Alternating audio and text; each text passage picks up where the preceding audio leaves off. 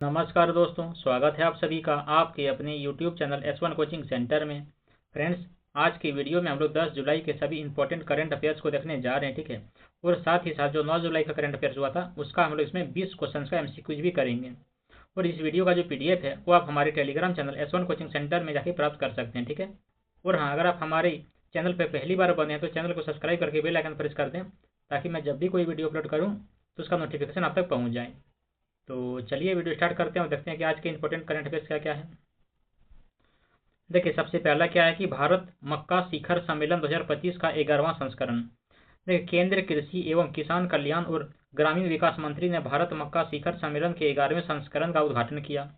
उद्घाटन का जो वर्ष है 2013 था और आयोजक फिक्की फिक्की करता है इसका, ठीक है। उसके देखिए, मक्का जिसे अक्सर भारतीय मक्का के रूप में जाना जाता है, को विश्व स्तर पर इसकी उच्चतम अनुवांशिक उपज क्षमता के कारण अनाज की रानी कहा जाता है। ये जान लीजिए कि भारत में यह चावल और गेहूं के बाद तीसरी सबसे महत्वपूर्ण खाद्य फसल है।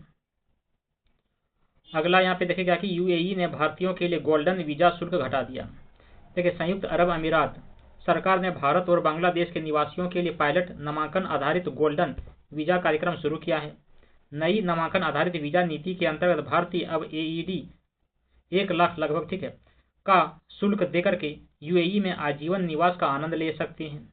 इसका जो उद्देश्य है व्यापार और आर्थिक विकास को बढ़ाना है। उसके बाद अगला क्वेश्चन आप देखिए, अमरावती क्वांटम वैली घोषणा। देखिए, हाल ही में आंध्र प्रदेश सरकार ने अमरावती को भारत की पहली क्वांटम घाटी और क्वांटम प्रौद्योगिकियों के लिए एक वैश्विक केंद्र में बदलने के लिए अमरावती क्वांटम घाटी पोषण को आधिकारिक तौर पर मंजूरी दे दी है। यह अमरावती को भारत के राष्ट्रीय क्वांटम मिशन के साथ जुड़ी एक गहरी तकनीक राजधानी के रूप में स्थापित करता है। उसके बाद अगला क्वेश्चन क्या है कि देखिए, बढ़ता समुद्र, बदलती जिंदगियां और लोकतांत्रिक मूल्यों का परीक्षण। देखिए, जलवायु परिवर्तन के कारण भारत के तटीय क्षेत्रों में समुद्र स्तर में वृद्धि, खारे जल का अतिक्रमण और तटीय कटाव बढ़ रहा है, जिससे इसका पर्यावरण, सामाजिक और राजनीतिक रूप से प्रभावित हो रहा है। भारत की 11,098.81 किलोमीटर लंबी तटरेखा एक महत्वपूर्ण पारिस्थितिक, आर्थिक और सांस्कृतिक संपत्ति है। राष्ट्रीय तटीय अनुसंधान केंद्र के अनुसार भारत की लगभग 34% तटरेखा का क्षरण हो रहा है।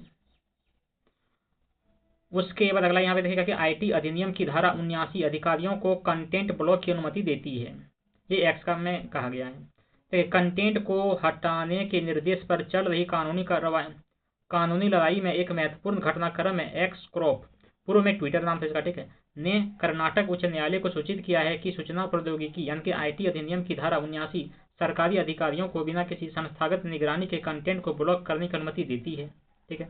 उसके बाद जान लीजिए कि एक्स क्रॉप की ओर से पेश वरिष्ठ अधिवक्ता KG राघवन है।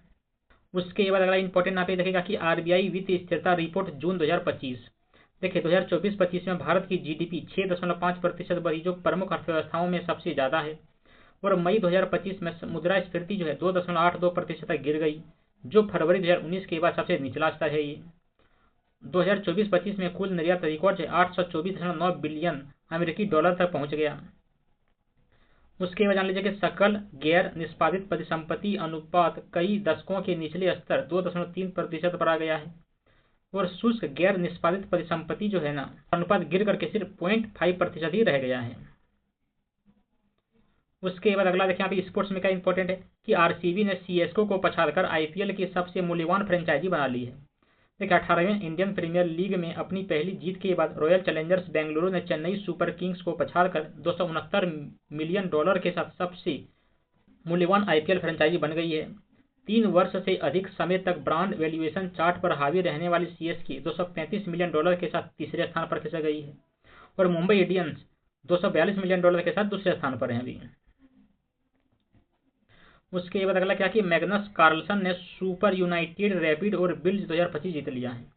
देखिए, मैग्नस कार्लसन ने grand chess tour super united rapid and blitz 2025 जीतने के लिए आर प्रगनंदा के साथ अंतिम दौर में ड्रॉ खेला। विश्व चैंपियन डी गुकेश ने अच्छी वापसी की और बिल्स के दूसरे हाफ में 4/9 स्कोर करके 19.5/36 के साथ तीसरे स्थान पर आ गई। और वेस्ली सो जो कि USA ने दूसरा स्थान हासिल किया।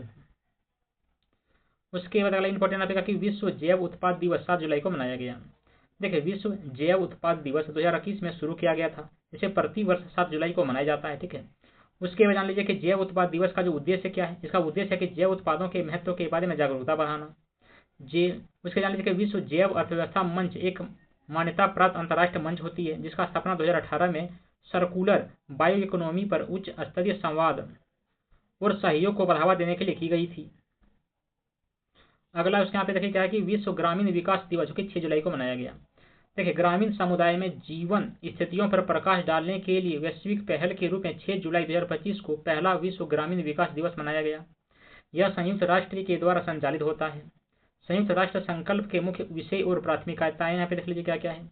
तो ग्रामीण गरीबी को समाप्त करना, खाद्य सुरक्षा, डिजिटल समावेशन, लैंगिक समानता, जलवायु लचीलापन और अवसंरचना तक पहुंच ये हो जाएगा। उसके बाद यहाँ पे देखेगा कि पूर्व आईपीएस अधिकारी वी.एस. रवि ने शेक्सपियर पर पुस्तक का विमोचन किया। देखिए सेवानिवृत्त आईपीएस अधिकारी वी.एस. रवि ने 7 जुलाई को हैदराबाद में सम्मानित अधिकारियों और साहित्य प्रेमियों की मौजूदगी में अपनी पुस्तक confessions of a Shakespeare addict का विमोचन किया।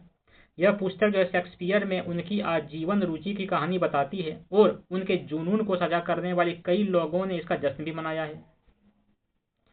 उसके बाद अगला यहाँ पे क्या है कि नवजात शिशुओं के लिए विश्व की पहली मलेरिया दवा को मंजूरी दे दी गई। देखिए शिशुओं और बहुत छोटे बच्चों के लिए उपयुक्त दुनिया के पहले मलेरिया उपचार को उपयोग करने के लिए मंजूरी दे दी गई है। दवा निर्माता नोवार्टिस को कॉटेम नामक अपनी नई मलेरिया दवा के लिए स्विस अधिकारियों से मंजूरी मिल गई है। ठीक है, तो नया दवा का नाम क्या हो जाएगा यहाँ पे कॉटेम। मलेरिया से संबंधित अधिकांश मौतें जो अफ्रीकी महाद्वीप में दर्ज की गई जाती है। 2023 में मलेरिया के कारण विश्व भर में 5 लाख से अधिक मौतें हुई है। देखिए उसके बाद अगला इंपॉर्टेंट यहाँ पे क्या कि यूरोपीय संघ की हरी झंडी के बाद बुल्गारिया यूरो अपनाने वाला 21वां सदस्य देश बना। देखिए यूरोपीय संघ के मंत्रियों ने 1 जनवरी 2026 को बुल्गारिया को यूरो अपनाने की अंतिम हरी झंडी दे दी है और बुल्गारिया जो है यूरोजन का 21वां सदस्य बन जाएगा जो बुल्गारियाई लेव से यूरो में बदल जाएगा इसमें। ठीक है, उसके बाद जान लीजिए कि आधिकारिक रूपांतरण दर 1 यूरो इक्वल टू यहाँ पे कितना होता है 1.95583 बुल्गारियाई लेव निर्धारित की गई है। ठीक है, बुल्गारिया 2007 में यूरोपीय संघ में शामिल हुआ था और यह जो बदलाव है वो 19 साल के बाद फिर से आया है। उसके बाद अगला इंपॉर्टेंट आप देखिएगा कि शत्रु संपत्ति, सैफ अली खान ने खोई 15,000 करोड़ रुपए की संपत्ति। देखिए मध्य प्रदेश उच्च न्यायालय ने सैफ अली खान को झटका देते हुए उनकी उस याचिका को खारिज कर दिया है जिसमें उन्होंने राज्य में उनकी 15,000 करोड़ रुपए की पैतृक संपत्ति को शत्रु संपत्ति घोषित करने के सरकार के निर्णय को चुनौती दे दी है। उच्च न्यायालय ने 2000 के एक अधीनस्थ न्यायालय के आदेश को खारिज कर दिया जिसमें सैफ अली खान, उनकी बहनों सोहा और सबा तथा मां शर्मिला टैगोर को उत्तराधिकारी माना गया था इसमें। ठीक है, उसके बाद अगला इंपॉर्टेंट आपका कि भारत ने 2030 तक $300 बिलियन के अपने जैव अर्थव्यवस्था लक्ष्य की पुष्टि की है। केंद्रीय विज्ञान एवं प्रौद्योगिकी मंत्री ने भारत के जैव प्रौद्योगिकी मिशन में व्यापक जन समझ और समावेशी भागीदारी का आह्वान किया है। मंत्री ने 2030 तक $300 अरब की जैव अर्थव्यवस्था हासिल करने की सरकार की प्रतिबद्धता दोहराई है और जैव अर्थव्यवस्था जो खाद्य, ऊर्जा और औद्योगिक वस्तुओं के उत्पादन के लिए नवीकरण जैविक संसाधनों का उपयोग है जो स्थिरता और आर्थिक विकास को बढ़ावा देता है। उसके बाद अगला इंपॉर्टेंट आप देखा कि दिल्ली कैबिनेट ने स्मार्ट क्लासरूम के लिए 900 करोड़ रुपए से अधिक की मंजूरी दी है। देखिए दिल्ली कैबिनेट ने दिल्ली सरकार के स्कूलों में स्मार्ट क्लासरूम के उन्नयन के लिए 900 करोड़ रुपए से अधिक की राशि को मंजूरी दी है। इसने दिल्ली में राष्ट्रीय शिक्षा नीति यानी कि नेशनल एजुकेशन पॉलिसी 2020 के क्रियान्वयन को भी मंजूरी दी है और ये जो निर्णय है ना वो रेखा गुप्ता जो कि दिल्ली की सीएम है की अध्यक्षता में हुई और 10वीं कैबिनेट बैठक में लिया गया फैसला। उसके बाद अगला इंपॉर्टेंट यहाँ पे क्या है कि पीएम मोदी को ब्राजील का सर्वोच्च नागरिक सम्मान मिला। ये 26वां वैश्विक पुरस्कार है। देखिए प्रधानमंत्री नरेंद्र मोदी को ब्राजील के सर्वोच्च नागरिक सम्मान grand collar of the national order of the southern cross, ठीक है क्या नाम है, grand collar of the national order of the southern cross से सम्मानित किया गया। यह जो पुरस्कार है वो ब्राजील के राष्ट्रपति लुइज इनासियो लुला दा सिल्वा के द्वारा प्रदान किया गया और यह जो सम्मान है भारत ब्राजील संबंधों के सुदृढ़ीकरण और क्षेत्रीय एवं वैश्विक सहयोग को बढ़ाने में प्रधानमंत्री मोदी के योगदान को मान्यता देता है और यह 26वां अंतर्राष्ट्रीय सम्मान है। उसके बाद यहाँ पे देखिएगा कि उद्घाटन मेरठ में कृषि प्रौद्योगिकी नवाचार केंद्र। केंद्रीय शिक्षा मंत्री धर्मेंद्र प्रधान ने सरदार वल्लभ भाई पटेल कृषि विश्वविद्यालय मेरठ में कृषि प्रौद्योगिकी नवाचार केंद्र का उद्घाटन किया और IIT रोपर कृषि में कृत्रिम बुद्धिमत्ता के लिए उत्कृष्टता केंद्र का नेतृत्व कर रहा है। उसके बाद जान लीजिए कि श्री प्रधान ने किसान उन्मुख अनुसंधान और स्टार्टअप्स को समर्थन देने के लिए कौशल विकास केंद्र की घोषणा किया। उसके बाद यहाँ पे कहा कि MID ने भारत के लिए Kala Setu real time language tech challenge launch किया। ठीक है, सूचना एवं प्रसारण मंत्रालय ने अपने wave X startup accelerator platform के माध्यम से कला सेतु भारत के लिए रियल टाइम लैंग्वेज के टेक चैलेंज लॉन्च किया गया है। और यह एक राष्ट्रव्यापी पहल है जो AI स्टार्टअप्स को AI संचालित सामग्री निर्माण के लिए स्वदेशी और स्केलेबल समाधान विकसित करने के लिए आमंत्रित करती है।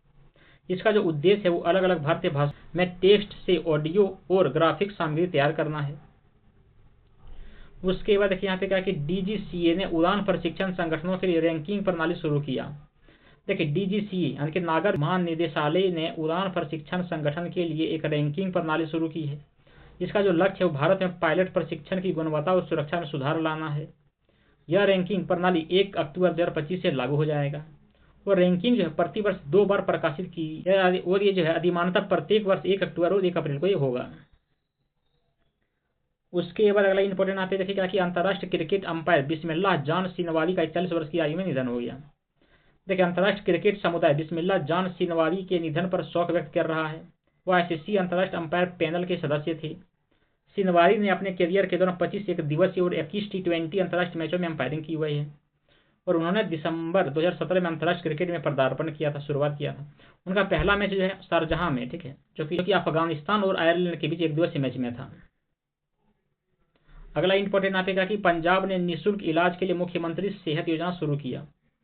देखिए भगवंत मान के नेतृत्व वाली पंजाब सरकार ने मुख्यमंत्री सेहत योजना शुरू की है और यह जो योजना है पात्र निवासियों को प्रति वर्ष 10 लाख तक का निःशुल्क और कैशलेस चिकित्सा उपचार प्रदान करना है।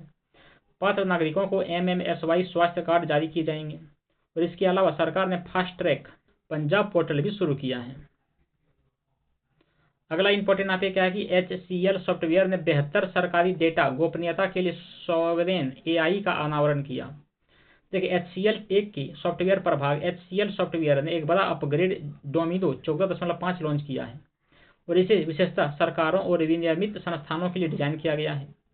इसकी एक प्रमुख विशेषता डोमिनो IQ की शुरुआत है जो एक AI एक्सटेंशन है जो संप्रभु डेटा नियंत्रण और अनुपालन पर केंद्रित है। ये उसके बाद अगला देखिए कि RJD नेता चारूपारा रवि का 77 वर्ष की आयु में निधन हो गया। देखिए राजद के प्रदेश उपाध्यक्ष चारूपारा रवि का 77 वर्ष की आयु में निधन हो गया।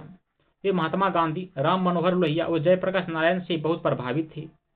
रवि आपातकाल के कट्टर आलोचक थे और उस दौरान 4 महीने से ज्यादा समय तक जेल में भी रहे थे।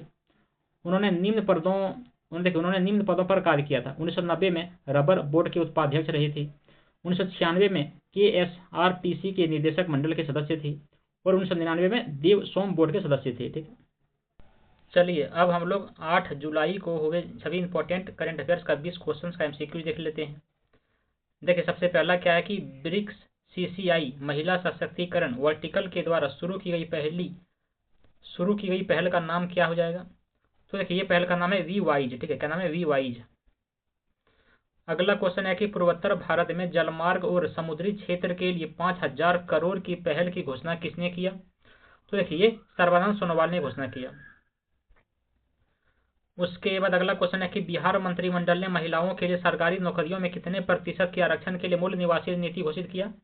तो 35% का आरक्षण। ठीक है। उसके बाद अगला क्वेश्चन है कि रेल मंत्री अश्विनी वैष्णव के कितनी नई अमृत भारत ट्रेनें घोषित की गई? तो 4 ट्रेनें घोषित की गई। उसके बाद अगला क्वेश्चन है कि टाटा मेमोरियल सेंटर में बिमस्टेक राष्ट्रों के लिए कैंसर देखभाल प्रशिक्षण कार्यक्रम भारत के द्वारा शुरू किया गया। तो ये बताना है कि इस पहल की घोषणा प्रधानमंत्री नरेंद्र मोदी ने कितनवां के दौरान किया था? तो ये 6वां बिमस्टेक शिखर सम्मेलन के दौरान किया। अगला क्वेश्चन है कि NMC चिकित्सा शिक्षा के बुनियादी ढांचे और जनशक्ति के विस्तार के लिए नए नियम लाता है। तो देखिए NMC द्वारा शुरू की गई विनियम का शीर्षक यहाँ पे क्या हो जाएगा? तो चिकित्सा संस्थान की संकाय की योग्यता विनियमन 2025 ये हो जाएगा। अगला क्वेश्चन है कि इथियोपिया ने नील नदी पर एक विशाल बांध का निर्माण पूरा किया है। तो बताना है कि उस बांध का क्या नाम है? देखिए उस बांध का नाम रखा गया ग्रेट इथियोपियन पुनर्जागरण बांध, ये रखा गया है। अगला क्वेश्चन है कि सुकाया सोनोवाल ने अगला क्वेश्चन है कि सुकायाम सोनोवाल जो डैश से बीटेक के अंतिम वर्ष की छात्रा हैं को Commonwealth youth piece ambassador network की कार्यकारी समिति में नियुक्त किया गया है।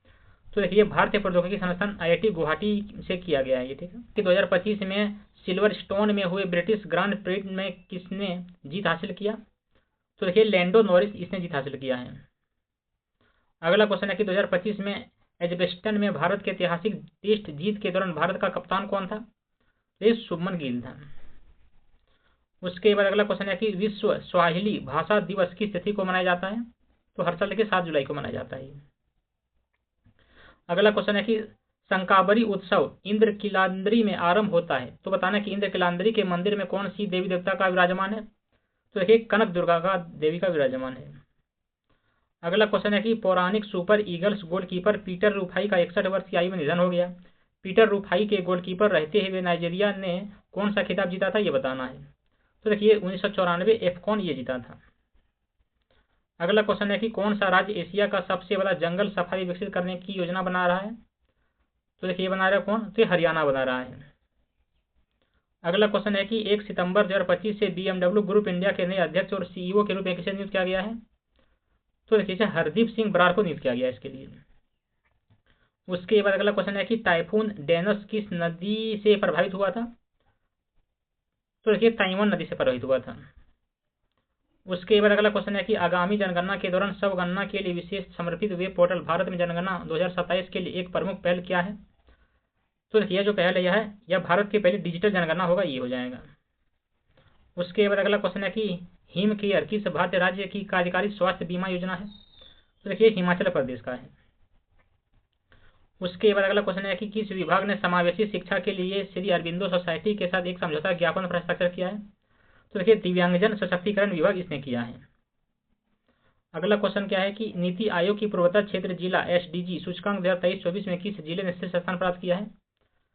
तो देखिए हनाथियाल जिला ने शीर्ष स्थान प्राप्त किया, हनाथियाल। तो बस इतना था फ्रेंड्स। कैसे लगा ये वीडियो कमेंट करके जरूर बताइएगा। चलिए मिलते हैं अगली वीडियो में अगले दिन के करंट अफेयर्स को लेकर। तब तक के लिए धन्यवाद। जय हिंद।